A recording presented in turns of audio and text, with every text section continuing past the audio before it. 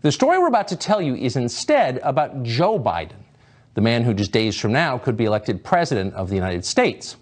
Joe Biden, and we can tell you this with certainty, had direct personal involvement with his family's business dealings in communist China and likely in other countries as well. The former vice president, of course, has vehemently denied that. He is lying. Tonight we can prove that.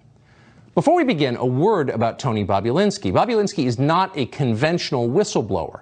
He has no political agenda. To the extent he has supported candidates in the past, he's given exclusively to Democrats. Nor is he seeking money now from this story. This is not a shakedown of the Bidens or of anyone else. Bobulinski is already rich, significantly rich. He is a significant figure in American finance. And that's exactly why the Biden family sought him out in the first place. They had no idea how to structure the deals they hoped to cash in on, so they enlisted Tony Bobulinski to do it for them, to do the math. Now they're attacking him as an agent of Russian disinformation. And that's why Bobulinski is appearing on this show. It is an effort to clear his family's name of that slur. He had no choice. The rest of the national media have suppressed his story. Reporters have intentionally ignored, and in many cases dishonestly distorted, scores of documents proving that Bobulinski's account is true. Never in American history have more power centers in this country aligned to kill a legitimate news story in the days before an election. That's what's happening right now.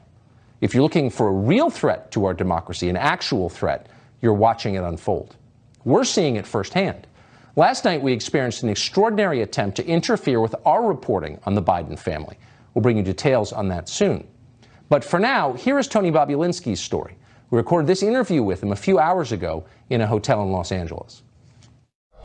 So, Tony, your connection to this deal came through James Gilliar, who's an English businessman who you, correct me if I'm wrong, you had met while doing business in various different countries. You talked about doing deals. Then on Christmas Eve 2015, he sent you the following text, which explained the deal with China that he wanted you to become part of. And I just want to read the first sentence of this.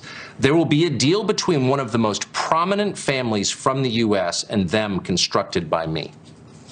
Yes, that's correct. Tell me what he was saying.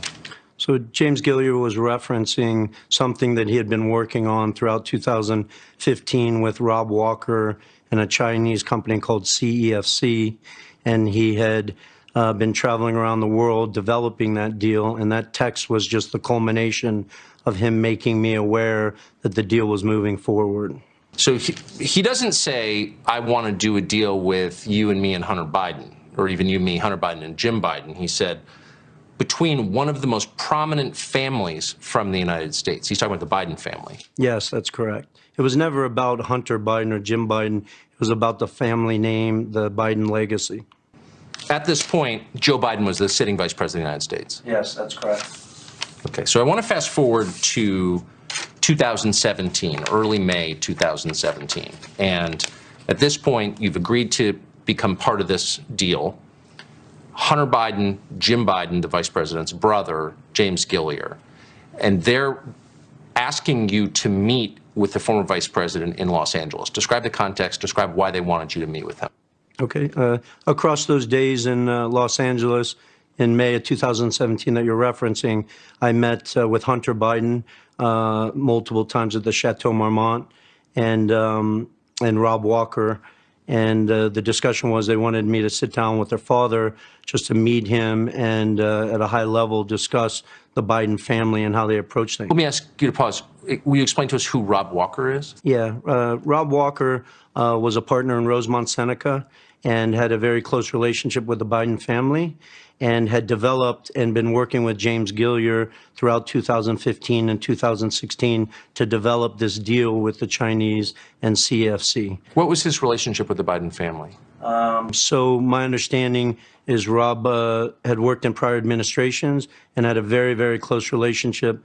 In fact, in Rob Walker's own words, in an email to me, he states that everyone was contributing or telling me how they wanted to participate in Sino.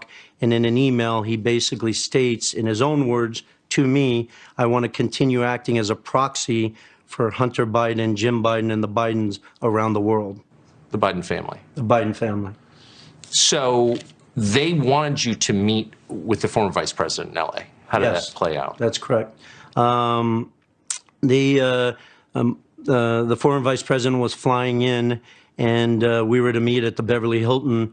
The Milken Conference was going on, obviously one of the top 3 conferences in the world for anybody that's a global investor or developing different humanitarian causes and a variety of things.